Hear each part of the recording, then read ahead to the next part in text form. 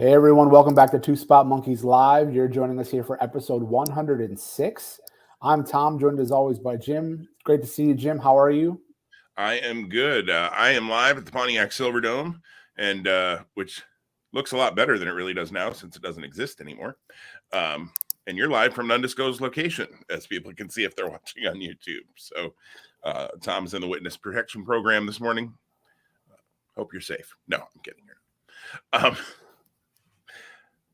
Anything going on in wrestling? I don't know.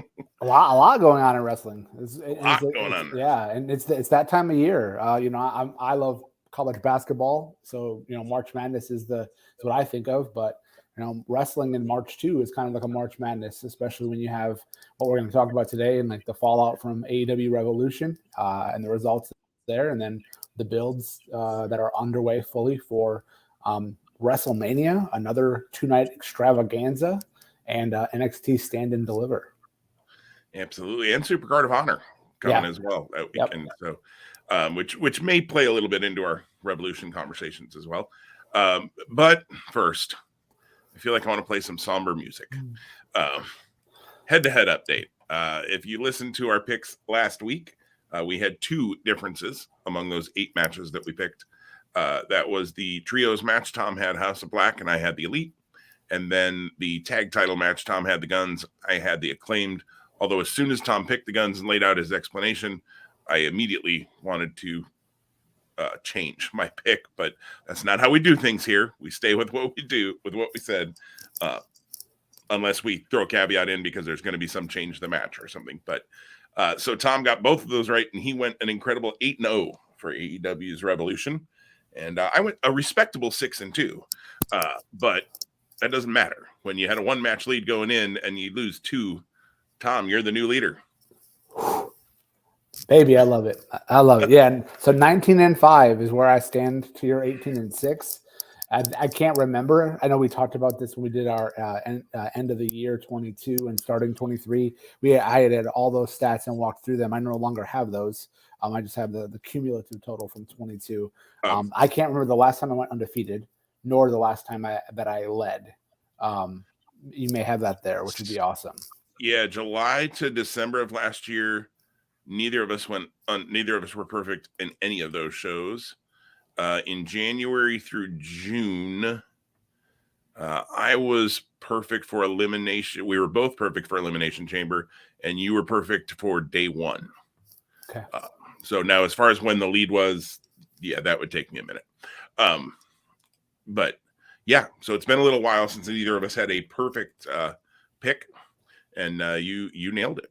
You nailed it with 8-0 for Revolution. So all that AEW watching has actually finally paid off. Right? As if neither of us saw the show though. No. Yeah, I know. I like how that's the caveat. I've been watching everything on their regular platforms, and then it came time to plunk down the cashola, and no dice. It just didn't work, I think, for either of us, as we spoke about last week, and just in the rhythms of our personal lives, didn't pan out. Yeah, no, that from everything I've. Go ahead. No, I just did. That was it. And now with this 1-match lead, in a few weeks here, we're going to have 4 shows to pick. And I was trying to do the math quickly in my head, easily probably 25 matches to pick. So there's a lot going to be on the table. We're gonna, we've picked 24 matches thus far. We're gonna probably equal or surpass that with the WrestleMania weekend events that we'll be picking. So lots of room for change. I don't want to say your change, my change, just change. We'll just play. Change. We're just gonna walk that line today. And in the last week, the next presumably 3 events after WrestleMania have all been announced as well. Backlash at the beginning of May in Puerto Rico. King and Queen of the Ring. We do pick the Saudi shows. Now that one might be a little interesting depending on how it's set up and how big each tournament is. If it's only 4 people that make it to that pay-per-view, that makes it a little easier to pick. If it's 8 people tournaments, I don't know. It'll be interesting to see how that plays out. But King and Queen of the Ring at Memorial Day weekend in Saudi Arabia, because nothing says Memorial Day in the United States like a Saudi Arabia show. And Vince isn't involved in creative, right? He's not running any thing. Anyways, I know they've got a deal, whatever, it's a thing. And then Double or Nothing on Sunday night of Memorial Day weekend. So Memorial Day weekend going to be another busy show as well for us with King and Queen of the Ring and Double or Nothing to pick. So lots of shows coming up. Like you said, there's usually 20, 25 matches, 25 plus maybe. You figure if they have 7 to 8 matches each night at WrestleMania, right there's say 16, and then Stand and Deliver probably have about 5, and Supercard of Honor might have 12. Who knows with the way Tony Khan books both pay-per-views. So neither of us did see Revolution, but we both have obviously read all of the results and probably a lot of the commentary and seen what some of our friends said about the show. And everything I've heard sounds like it was a really fun show. Sounds like it had a couple of real, at least one, if not 2, match of the year type candidate matches, and a lot of really fun stuff. And then Dynamite this week followed up on it. And Tom, you've seen Dynamite. I've seen about half of it, but I've read the rest of it. And we'll see the rest of it probably tonight, is I think in the way that our lives are working. But what were your thoughts as you read the results? Besides the fact, of course, that you were very happy about 2 results in particular, what were your thoughts about Revolution? Yeah, so from the results standpoint, I mean, clearly because I was able to pick 8-0, not surprised in the outcomes because it's that's what I predicted to happen. So that was reaffirming for me. I read that it was a really strong and possibly the most strong in-ring show, which I love professional wrestling from that standpoint. So having missed that, that was my lament coming out of Sunday night, going, dang, man, that a really good in-ring show. And again, when you think about some of the matches that were there, I think last week I specifically named 3 things that I was like, man, those are going to kill. And that's exactly what I would have tuned in for. Now, granted, if it was overall from beginning to end, solid in-ring, even better. So a lot of what happened on Sunday, feeds into Dynamite because you have a Texas death match that appeared to be incredibly brutal, and then you have those entities still involved on Wednesday. So Texas death is that not done. Right. That's where I was at with the thinking. And then now just this morning I saw they've already announced Blackpool Combat Club. I think it's Mox, Claudio, and Wheeler against Page, Uno, and Dos, Stu Grayson, which it would be. I think it's his return to the company because they're in Canada next week. So that's kind of cool. Probably a one-off, I'm assuming, but I would imagine so as well. What a great way to get Blackpool Combat Club some steam back and definitely what I would consider a heel turn on Wednesday. Yeah. So that's very interesting. The stuff with MJF and Bryan Danielson, I mean, amazing. Again, and that's probably the match that I'm most disappointed in. I did call it. They did have to go to overtime, so you sure I actually get bonus points for that. And I'm just kidding, I don't. I wish. No. And they had 7 falls, so that's or 7 falls each. So that those things to me were the big standouts. Sounds like the trios match killed too. Yeah, so I know what we like to do oftentimes after pay-per-view, and we can talk more about your thoughts and some more stuff on Dynamite. We'd like to kind of think, okay, what will the top 3 matches be for Double or Nothing? And I'm eager to hear what your thinking is on that. I haven't had a chance to really commit to something. I think I know what the main event will be, but other than that, I don't know how I feel or see things going. So, what were your thoughts as you read the results and saw some of the commentary? Well, the 2 results that I got wrong didn't shock me because I did say I wanted the House of Black to win, my heart wanted them to win because I've been a Malachi Black fan for a long, long time, and I just feel like he has been very underutilized in AEW overall. Came in red hot, and then they just kind of didn't do anything with him after that. So I was really glad to see the House of Black win, even though it meant a loss for me in the pick'ems, or in the head-to-head and the pick'ems for that matter, because in our fantasy league, I stayed with my picks here. I almost switched that tag pick to the guns in the pick'ems, and I should have clearly, but your rationale played out almost perfectly. I think one thing that we did not see coming was FTR coming out after the tag title match, and welcome back. I mean, you and I have both said probably this is sad to say this way, but probably our favorite tag team going today. You know, the Briscoes would have been in that conversation with me, for me, and I think for you, until unfortunately, you know, Jay's passing in January. And I don't know, let me ask this in a way that I don't give anything away. Have you read anything about Rampage tonight? I saw the Mark Briscoe announcement, which maybe will be on TV tonight, maybe won't. Maybe it was just for something that they'll put on Honor Club next week. I don't know. That's what I wondered, if they're gonna either, if it'll be on Rampage or if they'll intersperse it into next week's like Ring of Honor TV show, or even last night's. I read the results of the tapings when they happened. I haven't read anything about last night's show since it aired for Ring of Honor. I've heard nothing but good things about the first Ring of Honor show, by the way. Yeah, and I can tell you, I perused the results from last night's episode 2, and that announcement or that segment was not interspersed. Was not into that. Mark Briscoe was a part of the show, but it was that's right. pertaining to probably what he'll be doing at Supercard of Honor. Yeah, that's right. That's right. And we're trying to stay spoiler, you know. I'll do respect to those who may. Other folks. Yeah. Yep. Yeah. So we'll probably talk about that next week, but interesting at least there. This is a show that I didn't get to see. This is one where I wish AEW had a streaming service, even if it was the Honor Club situation where the pay-per-views would air 3 months after they actually air, which I don't like that 3-month wait. But if this aired, was going to be up on a streaming service in 3 months, they'd probably get my $10 in 3 months if that's what the cost was, so that I could watch MJF and Danielson, so that I could watch the trios match. I would probably go back and watch this one 3 months later since I didn't get a chance.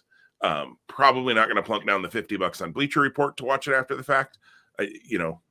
Now that I know the results, I don't really want to pay $50 for it, but I would pay $10 to take time and watch it in a few months. And that day will come, I'm sure, that they'll have some sort of a service. And I mean, Honor Club, hello? You freaking have a service. Why don't you just make it AEW/ROH Honor Club, or call it Elite Honor Club or something? I mean, Elite Club. Elite Club, right? I mean, if you want to have the honor in there for Ring of Honor too, like I said, Elite Honor Club or Honor of the Elite, or I mean, in 8 seconds, I've just come up with a few names you can use, Tony, and you can have them for free. I won't even sell them to you. But hopefully they'll do something like that at some point. I think they're probably holding out to try to get on, I think it's going to be just Max, not HBO Max here later in the year. They're making some shifts with that, Discovery Plus, and I don't know. Maybe that's what they're trying to get. If they were going to set up their own AEW streaming service, it would seem silly to me to have AEW and Ring of Honor as separate entities for those streaming services. Just put them under one banner. You'll get way more subscribers because you're giving a lot more content. Anyways, squirreled off there. Revolution, though, I thought sounded like a really fun show, and I'm a little bummed that I didn't get to see it, but life is what it is. MJF and Danielson, everything I've read is that it's just an all-time classic. I've always thought MJF was very, very good in the ring. Obviously, he's lights out in promos and that sort of thing. So I've always thought he's good in the ring. I think it's interesting that he's having his bar mitzvah next week. We'll see what that plays out as. But to answer your question, after Sunday, I would have thought Hangman Page and MJF would make sense as a Double or Nothing paper main event, and they can still go there. They got plenty of time to shift gears. I didn't think we were still going to be doing anything with Page and Mox. But I don't know. We just can't let that go for some reason. My only thing is if the trios match isn't the end, and that seems a weird ending after a Texas Death Match. What's the end? Like, what is the end game? Is it Dark Order in blood and guts against Blackpool Combat Club? That's like, I don't know where you go from a Texas Death Match. And I don't know if it's blood and guts. Who do you add because it kind of feels to me like Danielson is kind of doing his own thing. And I haven't seen the promo yet. I've read, his thing about maybe it's time to go home. Does he show up at Supercard of Honor? Is that what he means by home? Is Ring of Honor home? I could see Danielson being the kind of guy who wants to help revive Ring of Honor and help bring that, really get that brand going again. I don't know. So it seems like Danielson is kind of going and doing his own thing without a split from the Blackpool Combat Club. And it's felt that way for quite a little bit here. I mean, he hasn't really been involved in any of their stuff for a little while. Well, and you mentioned Blood and Guts, which could be logical. And again, I don't know how they can still go for two plus months and build this. And then like you said, with Dark Order, they can easily have 5 without much, including Hangman Page. Blackpool Combat Club, on the other hand, you're gonna have to figure out some other way, like similar to last year when they had Blood and Guts. But even before Blood and Guts, I would say Stadium Stampede or Asylum in the Arena. Sure. Something to that effect at Double or Nothing. So yeah, so then I'm interested because I also felt MJF Hangman was easily the landing spot. Maybe not. If not, then what do you think? Because I have a thought, but I'd like to hear. You seem like you might have had an idea already in mind, and if you don't, I'm happy to start. The only one that comes to mind, and you'll probably say something, and I'll be like, "Well, duh, there it is." Is Wardlow. Okay. And that feels weird to say because they literally put the belt on him and took it off at him in 3 days. And we can talk about that in a minute. But Wardlow destroyed MJF the last time they faced each other. I mean, squashed him like a bug. Like it was like Wardlow Serpentico, basically, which was what that story needed to be. That didn't hurt MJF clearly in any way, shape, or form. So I feel like you could try to reheat him, but but right now I feel like you'd have a lot of work. I'm more about Wardlow than I've been in a long freaking time. And I was pretty high on him at one point. So we're going to have a nice little chat here about Wardlow in 1 second. Before we jump into that a little bit deeper, my guess was going to be Adam Cole. That would work. Yep. Yeah. And I just find it super interesting just based on the timing of his return. And then there was a couple of kind of just vignettes and quiet weeks. And he's like, yep, I'm coming back, but I'm not coming back until the end of March, which, like, again, is just it. Like, they're really drawing it out. And then they're doing it. They're kind of tying his return in with the launch of the AEW All Access, which is really unique. Which I get he and Britt Baker will probably be pillars of that show, to not abuse that word, but pillar is used a lot with AEW. So having his return to the ring and that debut of that show on the same night makes sense. So there's that. We can maybe talk about other potential, and I think we just did without saying it. Asylum in the Arena or Stadium Stampede could be Dark Order versus Blackpool Combat Club as a possible match that we find ourselves having in May. The other thing, and it's too early to say, but the Owen Hart tournaments will be coming back.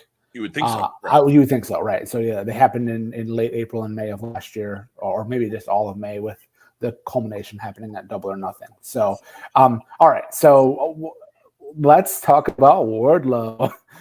Man, like so I have a couple things. But first, on the TNT title, like if I'm a talent, I don't think I ever want to win this belt in AEW. Nope. Because I don't either. It's like it doesn't mean. Yeah, and it doesn't feel like it means anything. So I feel like you're gonna have, and everybody who's which won at one point it meant a lot. Yeah, and everybody who's won it, like, I think, has benefited from it and has also given more prestige to the title. But it's like it's like damaged goods in a way, which is super super weird to me when you think about, like we said, like when you think about the lineage and the start of that title, a little bit, not a little bit, a lot bit. Of going the other way. So going back to like what you said, Wardlow and MJF, that could be a really great match for Double or Nothing, and really could tie in a full year story. But you look at like Wardlow from May of 22 to now, and I know there's probably been some outside factors that have been involved. But yeah, if you've ever wanted a case study in how to make someone rather ineffective when they could be a superstar. Like, to me, this is the blueprint for that. it's mind numbing in a lot of ways. I don't.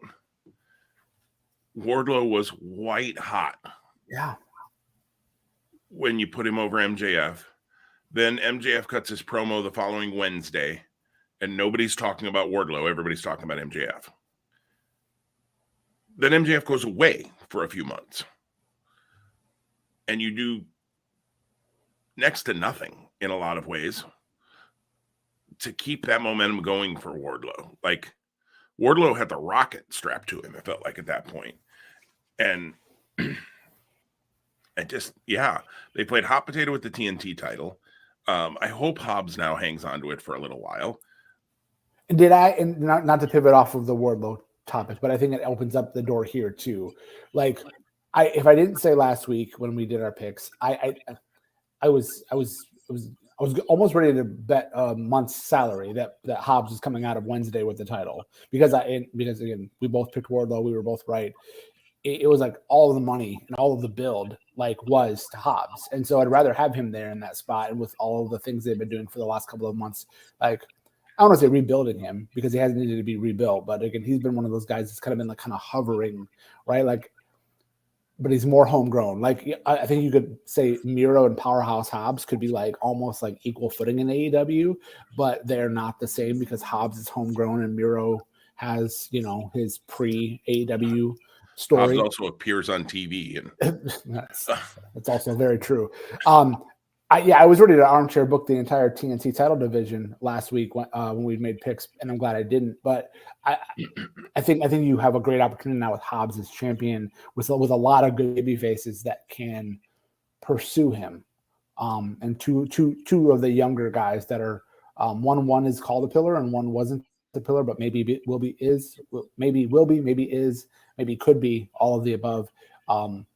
If you look at the next 6 months, you could easily see those three, and I'm talking about Jack Perry and Ricky Starks, just to demystify the wonder for anyone who's not picking up my breadcrumbs. I think those are the guys that are there. All of that being said, that's not Wardlow talk. I wanted just to get that in.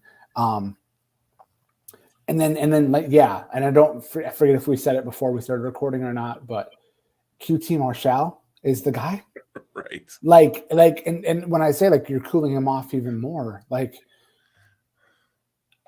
he's not there's not, to me, QT and You're stumbling all over your words, and that's exactly the right quote. And that's just it, right? And so for all of the great long-term storytelling that AEW does, and I'm sure there's something in the backstory that happened 7 months ago. Marshall did try to recruit Hobbs a number of months back to the factory, which is a dead thing. Yeah. I mean, now I have not seen how the end of Dynamite plays out. I have, however, seen a picture of Hobbs holding a TNT title belt. Now, Wardlow had apparently had his car broken into that morning or the night before, I can't remember which, and his gear was gone, and the TNT title was stolen. And I do believe, from everything I've read, that was a very real thing that happened. It was not storyline. They pivoted to the Falls Count Anywhere match because of that, because Wardlow didn't have gear, so he was going to have to wrestle in his street clothes. So let's make it a Falls Count Anywhere, which is a smart pivot, by the way. Good job on Tony Khan to go, well, let's just do this, and we can give a reason why Wardlow is, and I like that Wardlow said, well, since I'm going to be wearing this stuff anyways, let's do it this way. That it was a nice way to take a situation that was out of their control and take control of it, if that makes sense. But Hobbs did have a TNT title belt at the end of the night, correct? That is correct, yeah. So, I mean, and obviously they have backup belts, or they have the replicas, or they have options around that. Although smaller companies, I think, sometimes don't.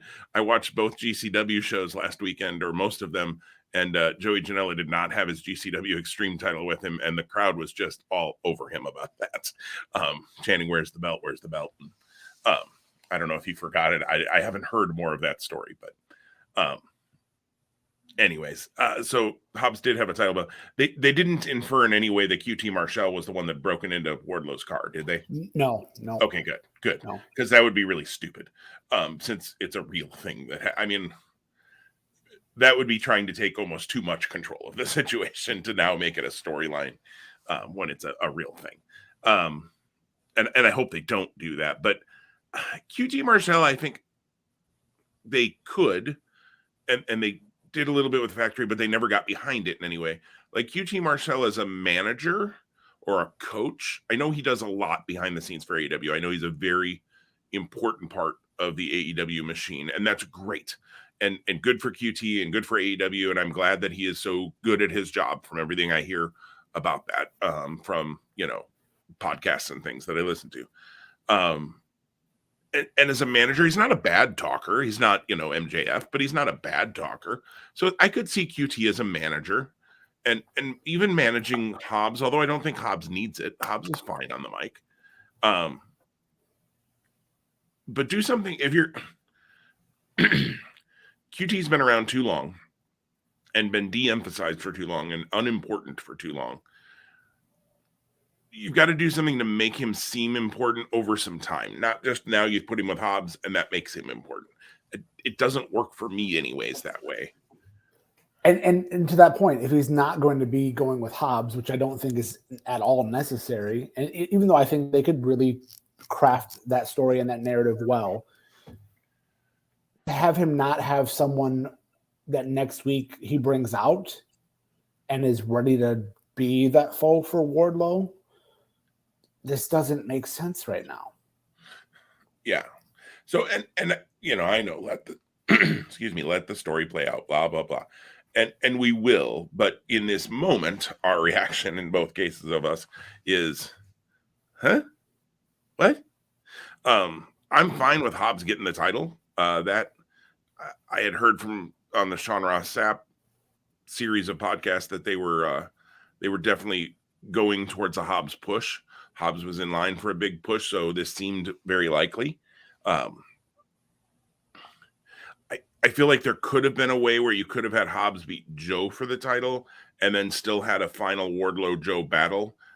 Like Wardlow winning the title from Joe didn't have to be the end game in my mind. They could have just had a street fight or something to end it, and have Hobbs take the title off Joe maybe before that. But whatever, I just, again, to eliminate a little bit of the hot potatoing and frankly a little more of the Wardlow's not the guy. Because you just proven, he beat Joe, but guess what? Yeah, it took two people and they powerbombed him off the stage. I get all of that, but please don't have Wardlow beat Hobbs for the title like in 3 weeks at, whatever named Dynamite you're going to do in a few weeks. Because that feels almost like what's going to happen. And just stop. Leave it on somebody for a little while. Like Cody, Brody Lee, the first Darby Allin run, like those were all really important title wins and title runs, even Sammy winning it for the first time. And that's almost like what I think they need to do is they need, and unfortunately I don't think it's Hobbs to be that guy. I actually think it's either Ricky Starks or Jack Perry, like to have them win the title and go, all right, let's talk about this. No one has held this title longer than 100 days or whatever the number is, right? It's my mission to defend this title regularly and be the longest reigning champion, and then have someone go on a 290-day, 340-day streak where that title gets, a dozen defenses, 15 defenses, and over 300 days. So it actually means the title means something, and then the wrestler also then means more too. Yep. I think Ricky Starks would be a great choice for that. I think he could tell the story really well in the promos of it. And B, I just think he's, on that ascension. Although, and I know it is what it is, but when you go from Chris Jericho to Juice Robinson, for me, that's a step down. Hey, quit hating on Juice, man. I'm Juice has never been. No. I'm not. I'm with you, dude. No, like it's like, it's kind of weird in a way because like Juice Robinson has a name. It's probably bigger in Japan than it is in the States. Oh, by far. Without a doubt, right? And then Water's Wet Tom, thank you for that. And his doesn't carry over the way like a Will Ospreay does, who's way over in Japan, but man, Will Ospreay comes over and you're like, heck yeah, let me see this. By the way, Will Ospreay mail-ins for WrestleCon, $45 for a mail-in autograph. I'm considering sending my figure in. 45 is not bad. Anyways, sorry, squirrel aside. No, it's all good. Yeah. So he doesn't have that kind of cachet. Well, and I felt like it's not a long-term feud, but I could be wrong, right? Like with my perception of Juice Robinson. And again, let's open Pandora's box like we do almost every week here. I own Juice Robinson in the fantasy league, so I want him to do well. So, well, and the weird part is like they brought him in. Was it for Final Battle or Rampage or something? Like he had a Ring of Honor TV title shot, I think, against Joe. Yes, that's correct. Like when he first came in, and it's like, okay, they're going to do something with him. You know, he's going to lose that opening match because I want to say it was with Joe, and you know, then we're going to be off to the races. But then he's just worked dark at Elevation, you know, and I had to chuckle when they said like, that's Juice Robinson. He's been on a winning streak. And I'm like, on shows nobody watches though. Like, and I don't know. I mean, I know people watch them, but maybe it's because I don't. And I shouldn't apply my watching habits to everybody, but I just think it's true. So yeah, Juice. Well, I mean, Ricky Stark's going to win that feud. There's no question on that. He should come out looking much better. And Juice is a good worker, so it's another, you know, they should have some good matches. But when I saw that happen on Wednesday, I was like, well, I don't know. Again, build Juice up a little bit and make me think that he's actually got a shot with Ricky Starks. Like, oh, they have to build both these guys, so who are they going to have win? And instead it's just like, well, they're not going to put Juice Robinson over. They'll probably put him over once, you know, with a low blow or some, you know, shenanigan way of winning. But Annette did have a comment earlier, Tom. Blackpool Combat Club is going heel. Would a face Danielson return to face Blackpool Combat Club? That's an interesting idea and could definitely be a thing. You know, Danielson Yuta, Danielson Claudio, and we've seen Danielson Mox a number of times, but those are always good. Well, and depending on how Ring of Honor shapes up with Supercard of Honor and where they go, like, you know, the question you have to begin to ask is, because I think there's value in Claudio and Wheeler being in both places, but I think they have to pick one. They can't live in both worlds. So, although I find it interesting that it feels like they're trying to draw lines, because from what I read, Claudio and Wheeler did not have their Ring of Honor titles with them Wednesday night. That is correct. Yes. And so that's interesting. They also apparently edited last night, and this isn't necessarily a AEW ROH thing. It's a storyline continuity thing, but they edited Samoa Joe's entrance really well so that it cut out the TNT title. Yeah. Now, my argument would be you knew what you were doing when you taped Ring of Honor. You could have just not had him wear the TNT title out for that and not had to do edits. But because it's a Ring of Honor show and he just carries his Ring of Honor title, although the King of Television gimmick, maybe he needed both of them.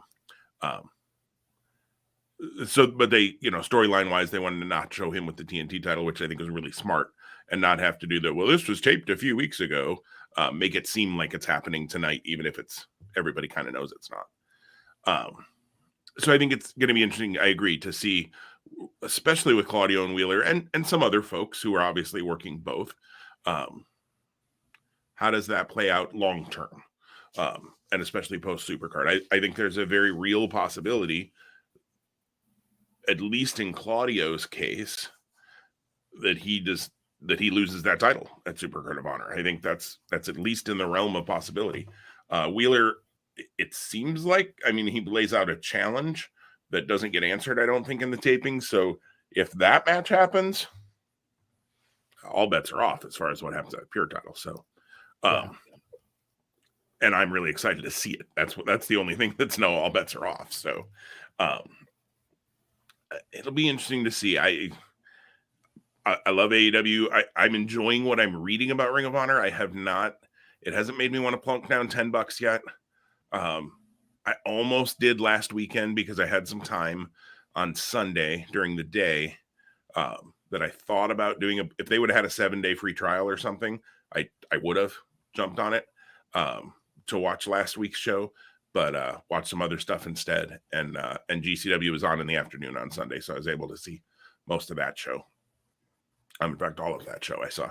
It's such an interesting comparison. You may recall last fall that I was so strong in my justification for HBO Max and a 1 month subscription to make sure that I was able to watch Hard Knocks with the Lions. Basically, Ring of Honor TV is not apples to apples, but it's a similar equivalent to the same dollar amount for a month, and for actually probably more content than what you got with Hard Knocks. And I haven't been compelled to do that. And again, that's not a knock at Ring of Honor. It's just, my entry point to this statement was going to be like, did you or do you feel 2 hours of Ring of Honor TV every week is too much? Yeah, and I wonder if, and I listened last week on Fightful to Reg and Kate, who were the two that did the post show, and I'm downloading their post show this morning to listen on the way to work for about last night's show. They pontificated, for lack of a better word, that maybe it's starting at 2 hours right now because they've got a lot of build and work to do to A, establish some talents, and B, get Supercard of Honor built in kind of a short time frame. And it does feel like maybe this all was supposed to happen a little earlier, but after Jay Briscoe's passing, they obviously had to do some kind of figuring and reevaluate at least the tag division, if not lots of other things. And working with Mark, Briscoe, and I think it's gonna be interesting to see if Mark Briscoe, I mean, they're talking a lot about him on AEW too. So he's another one of those that's kind of living in both worlds. So it seems like maybe this was supposed to start a little earlier, but maybe it'll start as 2 hours and maybe it will eventually become 1 hour. Yeah, my wondering is the justification for it being 2 hours. You just did these massive tapings. It's easy to your cost probably doesn't change much when you have everybody there. You tape it all and then you post produce.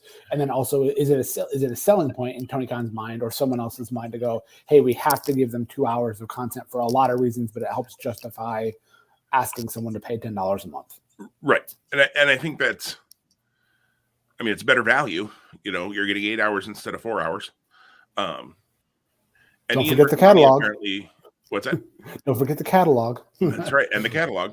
Ian Riccaboni made the comment. Somebody had said something about a 2 hour show, and he said the beauty right now of not being on TV is they can actually make each week as long as they want.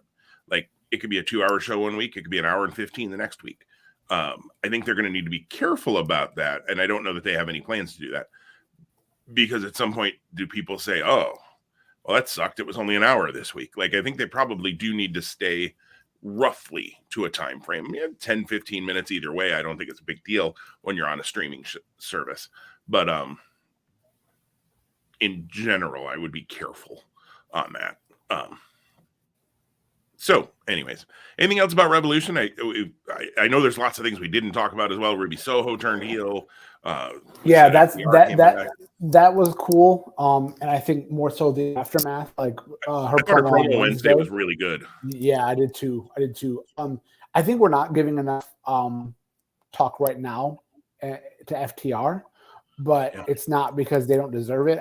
It's because I don't know. Like from everything I've read, and I told you here before, I said if you haven't listened to the Dex podcast FTR, do that. It's great. It's been really entertaining. I just finished the episode about the Usos, and they focus on the main topic, but then they have a lot of good offshoots, less like us in terms of squirrels, so they're a little more relevant. But nonetheless, like really good. And like in that, like there was never any tease that he was coming back, and so like that was a great surprise.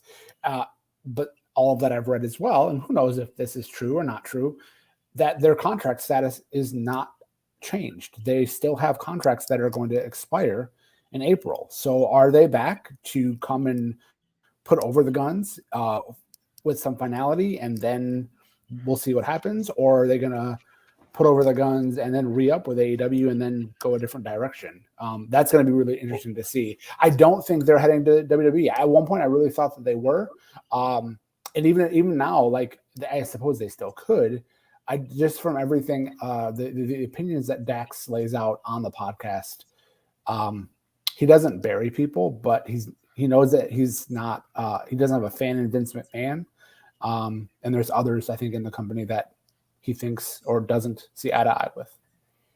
Yeah, and I wonder if they've secretly re-upped and just nothing's really gotten out about it yet. But I hope they have, because I think they, if used correctly, and AEW has kind of gone back and forth on how well they've used FTR. For a while, they were the hottest thing in the world, and then before that, they weren't barely being used. I think AEW is a much better fit for them. Maybe with some caveats that they can do some other indie stuff from time to time. That would be kind of cool. FTR showing up in GCW, I think, would be really cool for even just a few shows. I mean, I would like to see FTR versus the Motor City Machine Guns. It's probably happened somewhere, but that would be really fun. Now that the Motor City Machine Guns have the titles, I would like to see FTR versus Jordan Oliver and Nick Wayne. I think that would be really fun. I know I mentioned GCW a lot, but I enjoy a lot of what I see in GCW. And I think there's some, I don't want to call them dream matches, but interesting matches that can happen when folks show up over there. So I watched a lot of the second show of last weekend, and it was really enjoyable. I didn't finish it, but I saw quite a bit of it. And you said you watched both. I just wanted to know, Kingo and Alex Zane. I saw like the GIF highlight that's everywhere. It's on Barstool. It's on all these different platforms, so it's getting a lot of buzz. How was that match as a whole? Crazy, just nuts. If Vikingo is, I mean, dude, that dude is rocketing up my list of favorite guys to watch at this point. I mean, he is just crazy good. I would really like to see the way that he uses the ropes is just crazy and interesting. And Commander does a little bit of that. And Metalik has always been the king of the ropes, or whatever the nickname was they gave him. So like, now that those guys are all not in, signed anywhere specifically, although Metalik seems to be doing some stuff with Ring of Honor. Commander appeared on AEW, but he's not signed. Like, give me some matchups between those three guys. Like that would be really fun. But no, I thought Zayn looked really good. There were a few kind of hiccups in that match, but I think when you have two guys like that, there are going to be some hiccups occasionally, because some of the spots that Vikingo does and Zayn are a little convoluted, and you kind of got to set them up. But when they pull them off, you're like, holy crap, that was great. There was a Poison Rana that I think was supposed to happen off the top, and I think Zayn just forgot to go with it. And so like Vikingo was supposed to be delivering the Poison Rana, and like he head scissors him and flipped backwards. And then they both just kind of stayed there for a second, like, well, that didn't quite go right. And then they jumped into something else. And but all in all, it was really good. And like I said, Vikingo, that guy is crazy good. And am I right in remembering Spring Break? It's him and Bailey. I want to say yes. I feel like actually they just announced two. I think for it is him and Bailey. Yeah. I think for the Atlanta show or the Orlando show, I think it's Vikingo versus Commander. So to your point about how getting the match I want. All right. How great they are. So yeah. That's awesome stuff. And I think if I remember right, isn't Vikingo coming to Warrior when you're seeing him? I didn't want to say it because I didn't want to be like, haha, like look at this, look at me. But yeah. And it's like a three-way, like him and I think it's just him versus Arez, which is going to be fun. Arez, like, that's right. And I say fine, but like it's going to be good. It's going to be really, really good. I'm actually doing the meet and greet for that now. So nice. I've never done a Warrior meet and greet, but I think like all, because of the meet and greet costs, like all your photos, like you can get photos with everybody. I think so. And maybe autographs. So thinking about my Eddie Kingston figure. Yeah, I think there should be a lot of photos of me with wrestlers after that event. if I think I know what I think I know. Yeah, and I think you do. And I don't know a lot, but well, we've got a little bit of time left, so let's pivot here to WWE Stand and Deliver and WrestleMania The Build, and what maybe you'll get added. So here's what I believe to be officially announced. I'm in that weekend, but there are 9,000 shows. Let me get to the right spot. Stand and Deliver right now, they've just announced 2 matches as of this past week. Braun Breaker will defend the NXT title against, as we've been expecting for quite a while, Carmelo Hayes. That should be really, really fun. And then Grayson Waller will not face Shawn Michaels. We had been talking about this a little while back, but kind of the guy that I just never even thought about, but makes a ton of sense. Johnny Gargano is coming in, who of course Waller took out when he left NXT and left WWE. So that makes a ton of sense for Gargano to be the guy to come back. And it gives a big match for Waller at Stand and Deliver. So those are both really strong matches. Dragon Lee also made his debut at NXT TV this week, just sitting in the crowd. We went back to the old NXT, have him sit in the front row and wave at people, which they haven't done in quite a while for debuts. So I thought that was kind of a fun little nod back to the old takeovers when you were like, who's it going to be this time? You know, Drew McIntyre or Keith Lee or whoever. So who knows what Dragon Lee will do? I highly expect he should have a match at Stand and Deliver of some kind. I think Wesley and Dragon Lee makes a lot of sense. Yeah, I think that's the direction too. Yeah, that would be really good. Well, they've been really building the Wesley Open challenges, and it seems like if it doesn't happen sooner, like Axiom is going to be one of those guys, and he keeps kind of trying to get that spot, but he's been getting duped out of it, for lack of a better term. I don't see that it's Wesley Axiom at Stand and Deliver. Yeah, I don't think so. Yeah, I agree. Although that's going to be really fun whenever it happens. Yeah, and maybe it could, and maybe that's where Wesley's bravado finally gets to him, because maybe he goes, "Hey, you know, you're great, but I want to keep this going," and then that's when Dragon Lee answers. Yeah, and that could be. And Axiom seemed to have a little bit more of an edge to him too lately. So that, you know, we'll see where that leads. Tag titles. Gallus versus Pretty Deadly. I guess. I kind of wish it was something else. Like, I'm kind of ready for that story to be done. The tag division is just a little bit underwhelming, which is disappointing. Which is great because the parts are there. Yeah. Like, you have Indus Sher, you have the Creeds. And the funny part was when the Creeds were trying to find a tag partner for Roadblock the week prior, before they ran into Braun Breaker and made that a thing, I was sure like they were going to be going into the match needing a partner, and this was going to be Roddy. Like, I was like, oh, Roddy's coming back. Good. All right, that's what we're doing. And nope, that's not what we did at all. Roddy's still on a milk carton somewhere. So, yeah, I thought that was the way for Roddy to come back. I'm a little sad it wasn't. And maybe it is. It's somewhere down the road. But Indus Sher is really, I mean, that would be a two big burly teams smacking the crap out of each other kind of match. Gallus and them. I guess it's because Pretty Deadly, their characters just don't click for me. I know some people love them, and that's great, but they don't click for me. They come off very fake, very overdone. And I know that's part of the character. I get it, but I don't know. It just, doesn't work for me. NXT women's tag titles. I feel like that story is more about Jensen and Kiana than anything with the titles. They almost don't mention that they're champs half the time. So yeah. Did you watch Roadblock, or you just read the results? I've seen much of it. Okay, so are you looking into what happened in the aftermath of the title match, the main event, where Roxanne collapses? Yes. Yeah, the Shawn Michaels. Yes. Angle part 2. Yeah, sure thing. Pulling out his greatest hits. So the question is, do they run back Satomura versus Roxy, even though it was definitive, in my opinion, on Tuesday, or what do they do with Roxy? Tiffany Stratton made a comment at the beginning when she was doing her Tiffany's expose or whatever in the world that thing was at the beginning, where she said, "And I'll see the winner at Roadblock."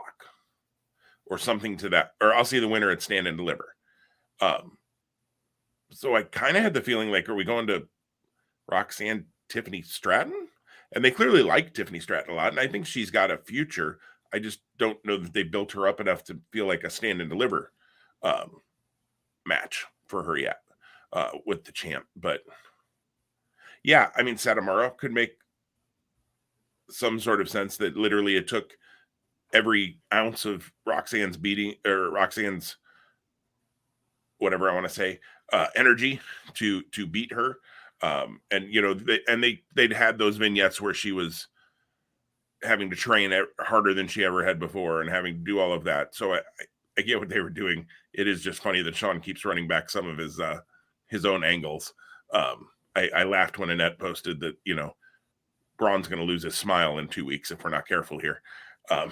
He's going to lose his smile when he loses the title to Carmelo Hayes. Spoiler but don't alert. worry, he's going to Raw Monday, so we'll be fine. Right. I think you're probably right on both of those. I think you and I will be picking the same winner for that NXT title match. Because if not him, who? Well, and don't forget, Jim, Mello don't miss. He doesn't.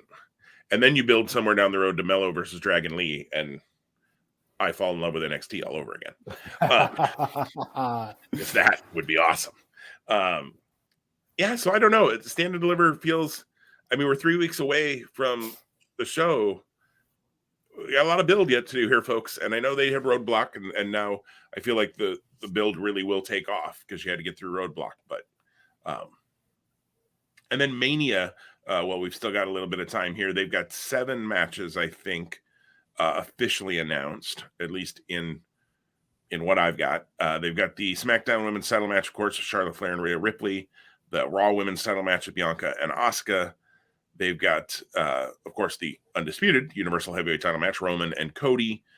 You've got Seth and Logan Paul, Austin Theory and John Cena for the U.S. title. The 6-women tag, Becky Lynch, Trish Stratus, and Lita versus Bayley, Dakota Kai, and Io Sky, if that stays the way it does. And then Brock and Omos and more. We've said some about that already, and we don't have a lot of time, so let's not worry about Brock and Omos tonight. And did you say Bray Wyatt, Bobby Lashley too? Hasn't been officially announced, but sure, that's clearly where they're headed. Got it. Yeah. I think there's a few of those. Edge and Finn Balor hasn't been officially announced yet, but they're going to meet in the ring on Monday, and apparently, solidify this. I got to think there's a stipulation on that match, whether it is the rumored Hell in a Cell that was supposed to happen at Royal Rumble or some other last man standing or something. It's got to be and it'll be 47 minutes because it's an Edge pay-per-view match. So I'm not wrong, Tom. I'm not wrong. I know you're not wrong. Anything else you're looking forward to being added, or you're wondering what this guy or gal, what are they doing with them at Mania? So, it's so interesting because in my opinion, we are 3 weeks away, and that's kind of weird to think that you're 3 weeks away. And I feel like one of the best matches and top matches isn't already announced, but I believe it's going to happen. That's going to be the Usos versus Kevin Owens and Sami Zayn. Yep. So how quickly they get, and I love this. I loved every element of Monday when Sami came to save Kevin again, and Kevin's just like, no, dude, I'm not going back down this path. And he's doing that with his nonverbal communication more so than anything else, and you really connect to it. And then at the end of the show, when you have Jimmy or Jay, I'm sorry, I'm messing up the Uso brothers. When that whole end plays out, and the Usos are totally Usi again, and Sami Zayn's on the outside. So there's that. I know. And Cody comes to help him. Yeah. Which Cody and Kevin had been in the background having a conversation earlier in Raw. Interesting. Well, so get prepared for those matches, which we know one is locked in, one is probably going to get locked in, and then Backlash, you have Cody, Sami, and KO versus the Bloodline. In a Puerto Rico street fight or some crazy thing, hosted by Bad Bunny. Bad Bunny. Maybe the special ref will be Carlito. There you go. He spits in the face of people who don't want to be cool. That's right. Tonight on SmackDown, they're determining Gunther's challenger. Most likely, I'm guessing it's Drew McIntyre, so that'll be cool. That should be a great match. I think there's at least a chance that there's some sort of weird, one of two things. Either there's some sort of weird non-finish, and it's Drew and Sheamus, like they both pinned somebody or something, because I think that could be a 3-way. Or I could see some sort of weird non-finish, and you make it a 6 or 8-way ladder match. I hope they don't do that, because they have a habit of doing that, and I want to just see Gunther in a match at WrestleMania. I don't want to see him in a ladder match. Yeah. Rousey and Shayna challenging for the tag belts on one of the nights, probably night one, if you push the trios match to night 2, and then that I imagine the titles flip on night one. Maybe Damage Control is the reason why they flip, to give more credence to the match happening on night two, because there's already good there's already good momentum behind it, but that would just take it to one more level, right? Yeah, I think those are all very, very real and very possible. I feel Dom and Ray. Yes. Or I think maybe what we're headed to is Dom and Damian Priest against Ray and Santos. Okay.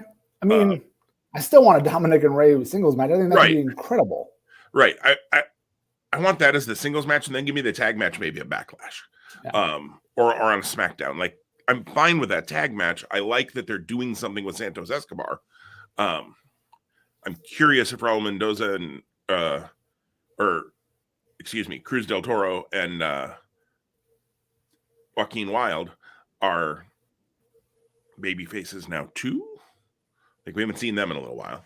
So I don't know, interesting. But it did say, I noticed last week on SmackDown under Santos, on the little nameplate that came up when he was in the back, it did say Legado del Fantasma at the bottom. So there's still a thing, apparently, but interesting to see. But yeah, Ray and Dom seems like it ought to happen at Mania, and I would prefer the singles match. Maybe with Santos in Ray's corner to negate the Judgment Day or something like that. Of course, Damian Priest would be the only one left without a match then from the Judgment Day, which is a little bit sad.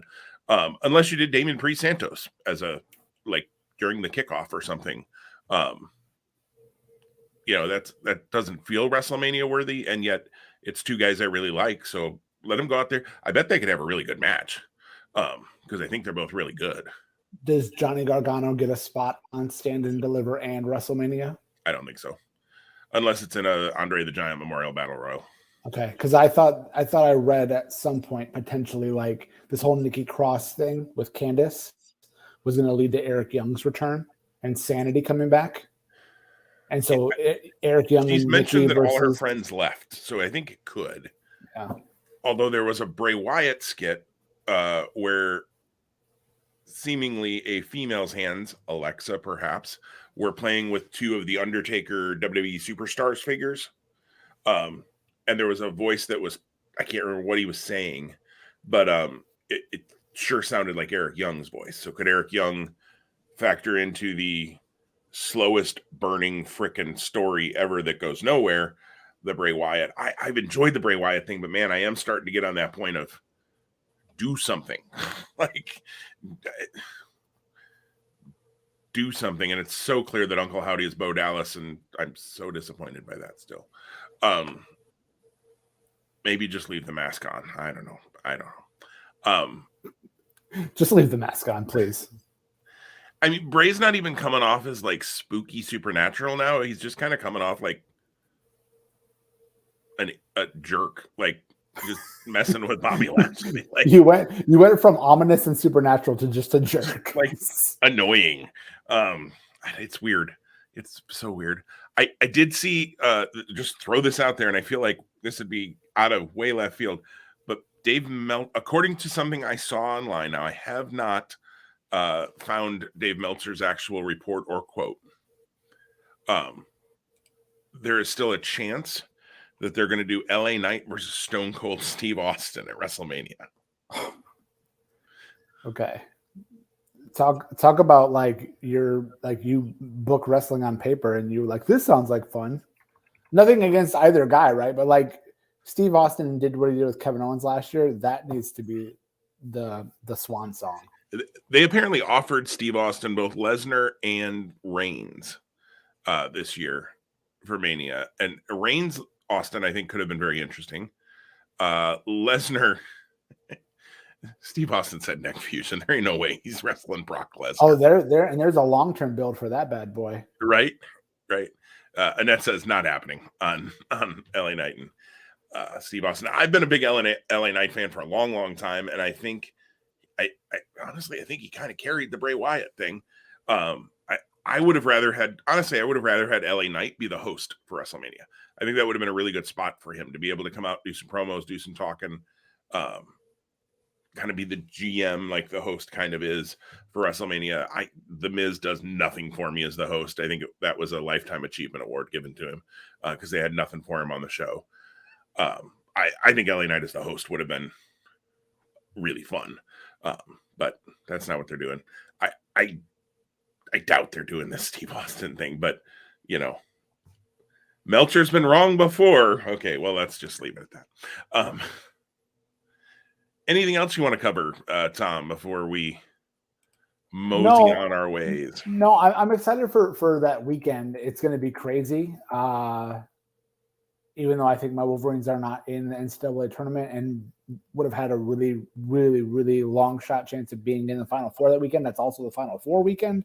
So two of my favorite passions, NCAA basketball and March Madness and Wrestlemania, the collaborative events of all of that weekend, all happening that weekend. Going to make for, I don't know, I just wish I could clone myself. And my clone could go and watch wrestling and basketball, or one could watch wrestling and digest that and process that, and the other could do the family stuff.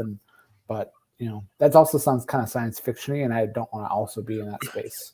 So there we go, the Twilight Zone in Michigan. And then you're like two spot monkeys, but then it's like then there's two of me, like it's you, me, and me. I did love on the GCW show, there was somebody who had spot monkeys that came to the ring with him. I'm drawing a blank on it. You didn't catch this, did you, John? No. Somebody had spot monkeys. There were 3 of them, not 2. But they were actually people in like monkey gear. Okay. Not Space Monkey, though. No, not Space Monkey. Well, that's nice. I searched GCW 2 Spot Monkeys, and 2 Spot Monkeys Live is a lot of what came up. I can't think of who it is. Anyways, I'll figure it out. But when I heard it, I was like, promo opportunity. Hang on, what are we doing here? Like, we need to get a sponsorship in GCW. Well, our current plan has us recording next week, I believe. At our normal here in Friday morning time on the 17th. Does that sound right to you, Tom? It does. Yep. And we're still working out the 24th. I think we're good as well. That is also correct. Yeah. I will be also in witness protection next week, Friday. Okay. If everything goes according to plan, which just sounds really weird to say that. I'll still be in witness protection program if everything goes according to plan. Everything goes to plan. If it doesn't, it'll be 1 spot monkey, because that means something went terribly wrong in witness protection. And then stay tuned for WrestleMania weekend, where we are juggling a lot of things to figure out when to record. Obviously, we don't want to miss recording that weekend, but we just got to juggle some stuff. So stay tuned for those of you who do like to listen live. We'll try to get info out on when those will be live. And then, of course, we'll push them out to the podcast platform as quick as we can as well. And this will be on the podcast platform later on Friday evening. So if you're listening to this on the podcast, thank you for listening on that feed. If you're watching us on YouTube, thank you for watching us on YouTube. Subscribe, click, rate, review, all those good things. Help our algorithms show up a little more for people to find us if you want. So, Tom, any last words of wisdom other than we hope you're still in the witness protection program? So far, so good. They've not knocked down the door this morning yet. That's good. Knock on wood. I was hoping that wasn't the door. Cliffhanger. Where will Tom be? Yeah. So a relatively quiet wrestling weekend this weekend as compared to before, but I think it'll be cool to reconnect next week and kind of just talk about just the general ongoings of wrestling, the continued build for the WrestleMania weekend events. Probably maybe we'll spend a little bit more time. We'll have 3 weeks of Ring of Honor TV, kind of under our belts, whether we've seen them or not, or reviewed them all. But we can maybe talk about Supercard of Honor and kind of how we see that coming together. I know I don't think it hasn't been formally announced yet. Maybe the main event. I don't believe unless it gets announced today, which I'm kind of thinking that we should start now seeing some official announcements now. So it's like the official announcement means there's a graphic and there's no graphics. So yeah, I guess that's the world we live in. Absolutely. Well, everybody have a great weekend. Enjoy whatever it is you're doing this weekend. And we'll be back to see or talk to you all next week with more 2 Spot Monkeys Live.